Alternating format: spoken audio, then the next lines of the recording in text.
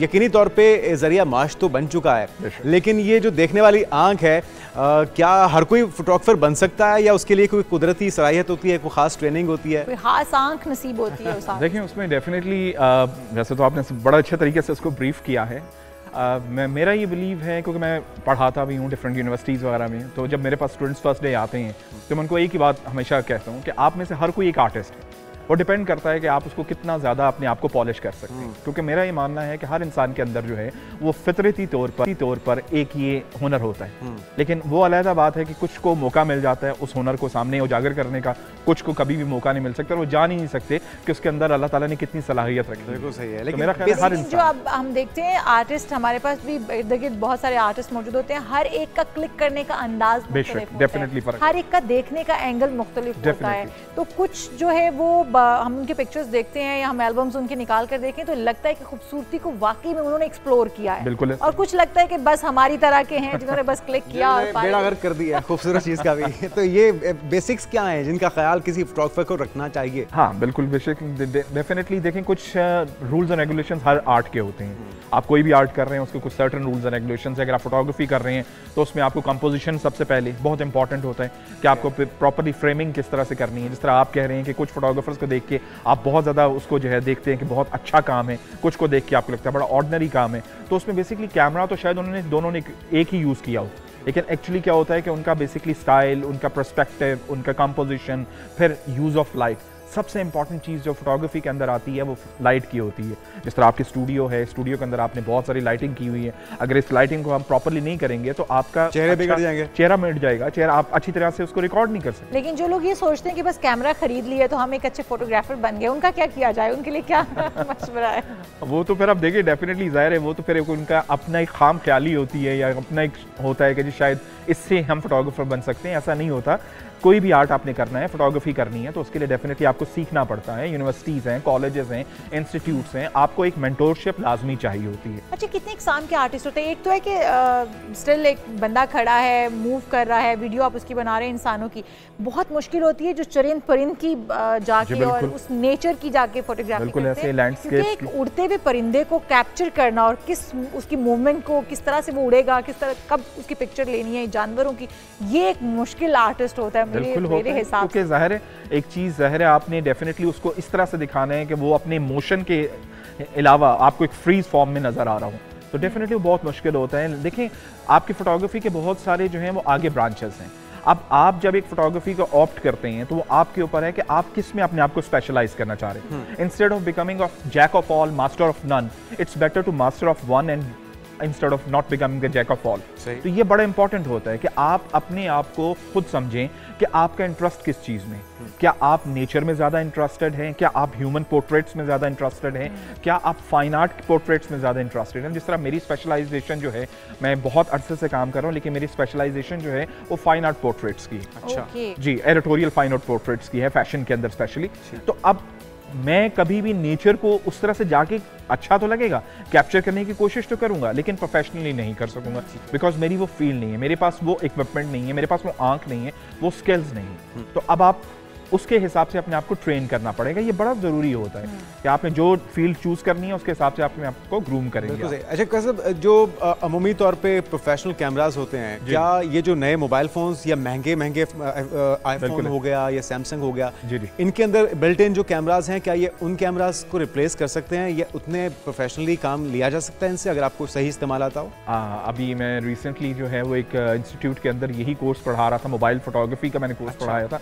तो वहाँ पर डेफिनेटली जितने भी लोग आए थे सबके पास मोस्टली टॉप फ़ोन थे और सभी का ये कंसर्न था जी कि क्या इस फ़ोन के बाद हमें प्रोफेशनल कैमरास की ज़रूरत पड़ेगी। तो देखिए इसमें अब हमारे पास है क्या कि प्रोफेशनल कैमरास के बाद जब फ़ोन के कैमरास आए और उसकी बेसिकली थोड़ी सी जो है एडवांसमेंट होना शुरू हुई, तो नो डाउट अब फ़ोन के कैमरास इतने एडवांस हो चुके हैं कि आप उससे ना सिर्फ अच्छी पिक्चर बल्कि अच्छी वीडियोस वगैरह शूट कर सकते हैं। लेकिन स्टिल कुछ ऐसी लिमिटेशन जरूर हैं जो एक प्रोफेशनल समझ सकता है कि नहीं, फोन की कुछ सर्टेन लिमिटेशंस हैं जो कि आप प्रोफेशनल कैमरा से ही यूज कर सकते हैं, लेकिन एक आम इंसान के लिए, एक आम यूजर के लिए शायद प्रोफेशनल कैमरा पे इतनी हैवी इन्वेस्टमेंट करने से बेहतर है कि वो फोन ले ले और उस फोन में उसको मल्टीपल टास्किंग हो जाए, कैमरा भी मिल जाए, फिल्म भी मिल जाए, फोन का यूजेज भी हो जाए, तो लोग ज्यादा प्रेफर कर रहे हैं इस चीज को। लेकिन अभी ये बात है कि फोन का कैमरा 100% कभी भी प्रोफेशनल कैमरास को रिप्लेस नहीं कर सकता। अच्छा, कैसे क्या कहेंगे उन स्टूडेंट्स के लिए जो कि इसको अपना प्रोफेशन बनाना चाहते हैं और इसको कमाई का जरिया बनाना चाहते हैं? क्योंकि जो भी काम आप कर रहे होते हैं बेसिकली आप उसके पीछे वजह तो यही होती है, जरिया माश बनाना चाहते हैं। आपका शौक, आपकी लगन एक अलग है, और अगर आपका शौक और लगन भी उसके उसी फील्ड के अंदर है जो कि आपने अपनाई है, तो यकीनी तौर पर आपका काम और ज़्यादा 100% हो जाता है। तो क्या आप उन लोगों को मशवरा देंगे, क्या उनको करना चाहिए, क्या टिप्स हैं उनके लिए, कोई अच्छी इंस्टीट्यूट जो उनको सिखा सकें, उनके बारे में भी उनको बताइए। जी ज़रूर। देखें, आपने खुद जिस तरह ये बात की कि अगर आपका पैशन और आपका प्रोफेशन एक ही हो जाता है तो मेरा ख्याल है फिर आपको काम करने का ज़्यादा मज़ा भी आता है और ज़्यादा उससे आप अच्छे तरीके से परफॉर्म भी कर सकते हैं। देखिए, अब इस वक्त जो एक करंट टाइम चल रहा है ना, उसमें एक बहुत बड़ा चैलेंज है, और जो इस चैलेंज को अंडरस्टैंड करके उसको अपने आप को थोड़ा सा उसके लिए ग्रूम कर लेता है, प्रिपेयर कर लेता है, वो मेरा ख्याल है आने वाले फ्यूचर में सिक्योर होगा। अब फोटोग्राफी सिर्फ फोटोग्राफी नहीं रही, फोटोग्राफी के साथ अब एआई आ चुका। अब एआई के आने के बाद लोग बहुत ज़्यादा इस चीज़ से कंफ्यूज हो गए कि क्या फोटोग्राफी का फ्यूचर उस तरह से है, क्या फोटोग्राफर्स उस तरह से काम कर सकेंगे? तो ऐसा नहीं है। डेफिनेटली एआई एक टूल है, जिस तरह फोटोग्राफी के और बहुत से टूल्स हैं, एआई भी एक टूल है। उस टूल को आप अडॉप्ट करके डेफिनेटली अपने काम को एनहांस। लेकिन इसमें खतरा तो नहीं है फोटोग्राफर्स के लिए फ्यूचर के कि वो उनको रिप्लेस कर जाएगा? नहीं, बिल्कुल ऐसा। अभी हम दिखा रहे थे जो शाही खानदान की पोर्ट्रेट्स बनी हुई और वो एआई जनरेट। कल की एक वीडियो बड़ी वायरल हुई है ना, बराक ओबामा को हैंडकफ किया जा रहा है ट्रंप की मौजूदगी में। एआई सिर्फ ये है कि आपको आपकी इमेजिनेशन को एक विजुअल फॉर्म में दे देता है, लेकिन फिर भी जो ओरिजिनलिटी है वो कभी भी रिप्लेस नहीं हो सकती। एआई भी तो डेफिनेटली एक ह्यूमन थॉट ही होती है ना, उस थॉट के ऊपर ही आप कर रहे होते हैं। जहां तक आपके दूसरा ही कंसर्न है कि क्या फ्यूचर के हिसाब से क्या इसको हम अडॉप्ट कर सकते हैं, तो डेफिनेटली नो डाउट ये एक बहुत ऐसा अच्छा प्रोफेशन है जिसमें आप काम करके आप एज अ फ्रीलांस काम कर सकते हैं। आप साथ अगर अपने साइड पे कोई और काम कर रहे हैं तो आप फ्रीलांस के तौर पे इसको कर सकते हैं और इससे बड़ी अच्छी अर्निंग कर सकते हैं। मसलन एक छोटे से एग्जांपल हम ले लेते हैं वेडिंग्स। वेडिंग्स एक ऐसा इवेंट है जो कि मेरा ख्याल है कि सीजनल इवेंट होता है, लेकिन उसका सीजन का जो टाइम टेन्योर है वो बहुत लंबा होता है और उसमें बड़ी अच्छी आप अर्निंग कर सकते हैं अगर आपके पास एक बेसिक अच्छा कैमरा है। खाना हो या ना हो, शादी के अंदर फोटोग्राफर अच्छा लाजमी होना चाहिए। ये तो आजकल डिमांड बन चुकी है। अब तो ये एक बाकायदा जो है, जिस तरह आप बाकी सब चीज़ों को बड़ा एक रखते हैं कि वो बेहतर होने चाहिए, इस तरह फोटोग्राफर का अच्छा होना भी बड़ा ज़रूरी है। तो अब अगर आप कोई भी बच्चा है वो थोड़ा फोटोग्राफी की स्किल्स सीख लेता है, कैमरा ले लेता है और लेने के बाद अगर किसी सीनियर को ज्वाइन कर लेते हैं एज अ टीम मेंबर, तो मेरा ख्याल है एक अच्छी इनकम उसकी डेली बेसिस पर हो सकती है। 3 दिन का इवेंट है, 3 दिन का इवेंट पे वो जाएगा, 2-3 घंटे काम करेगा और एक अच्छा खासा अर्न कर लेगा अमाउंट, जो कि मेरा ख्याल है शायद वो पूरा महीना जॉब करके ना कर सकते। अच्छा, आपने दुनिया घूमी होगी, पाकिस्तान के अंदर भी आपने बहुत सारी जगह एक्सप्लोर की होंगी जहाँ पर आपने जाके शूट किया होगा मॉडल्स का या डिफरेंट इवेंट्स का। तो आपको क्या लगता है, जो कि अब चल रहा है एक ट्रेंड भी कि एक वेडिंग डेस्टिनेशन वेडिंग होनी चाहिए, तो कौन सी जगह ऐसी है जहाँ पर डेस्टिनेशन वेडिंग पाकिस्तान के अंदर हो सकती है, अपने शहर को छोड़कर किसी दूसरी जगह पर जाकर? और फिर दूसरा बताइए कि लड़कियाँ इस फील्ड में बहुत कम क्यों हैं, उसकी क्या वजह है?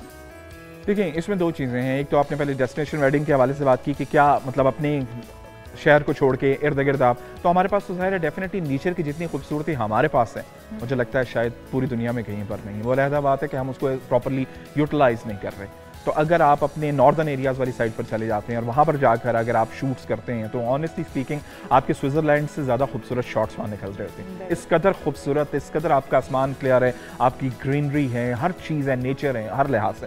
तो मेरा ख्याल है आपका ये जो क्वेश्चन है उस लिहाज से बहुत प्रॉपर है कि उन एरियाज को अगर आप एक्सप्लोर करें और उधर जाके करें, दो के मुश्किल है। बजाय से कि आप टर्की, दुबई, लंदन चले जाएं, आपको पाकिस्तान के अंदर एक्सप्लोर करें, बहुत खूबसूरत काम हो सकता है, बहुत खूबसूरत काम। अच्छा, अब दूसरा बताइए कि लड़कियों की तादाद इस फील्ड के अंदर इतनी कम क्यों है? हाँ, क्या वजूहात है उसकी? बेसिक सर्टेन रीजन तो देखें, एक तो ये है कि पहले तो एक फियर फैक्टर था। स्टार्ट में लगता था कि शायद ये जो प्रोफेशन है सिर्फ इसमें मेल्स ही काम कर सकते हैं, फीमेल्स नहीं है। लेकिन अब ट्रेंड चेंज हो रहा है। अब आहिस्ता आहिस्ता जो है वो नो डाउट बहुत ज़्यादा फीमेल्स आ रही है, बल्कि कुछ फैमिलीज होती हैं जिनकी सर्टन रिक्वायरमेंट होती है कि उनके इवेंट को कवर करने के लिए हमें फीमेल फोटोग्राफर ही चाहिए, क्योंकि दे फील मोर कंफर्टेबल, क्योंकि फैमिली होती है, बच्चियां होती हैं, ब्राइड होती है, तो they feel more comfortable. Couple I think ज़्यादा कंफर्टेबल भी हो जाता है लड़कियों के साथ, और फीमेल के साथ ये है कि वो आपको ज़्यादा कंफर्टेबल भी होते हैं, वो काम भी कर रहे हैं। तो अब नो डाउट आ रहे हैं। मेरी अपनी बेटी है, she is working with me, हाँ वो मेरे साथ खुद वो काम कर रही है, she is graduated from MCA, तो she is a film maker, तो हम दोनों मिलकर काम कर रहे होते हैं। तो इस तरह बहुत सी और बच्चियाँ, मतलब स्टूडेंट्स में आप समझ लें कि आपकी रेशो जो है दो, अभी ज़ाहिर है रेशो 20-80 की होती है, लेकिन स्टिल 20% पे तो आ चुकी है। तो ज़बरदस्त तकी भाई, बहुत शुक्रिया। कैसर हफीज़ तकी साहब हमारे साथ मौजूद थे। यकीनी तौर पे एक ज़बरदस्त प्रोफेशन है ये, और AI से घबराने के अंदर इनोवेशन ज़रूर लेकर आइए, अपनी सलाहियतों के जौहर दिखाइए, प्रोफेशनल्स की गाइडेंस के साथ इस फील्ड का हिस्सा बनिए, और फिर अपना भी, अपने मुल्क का भी नाम रोशन।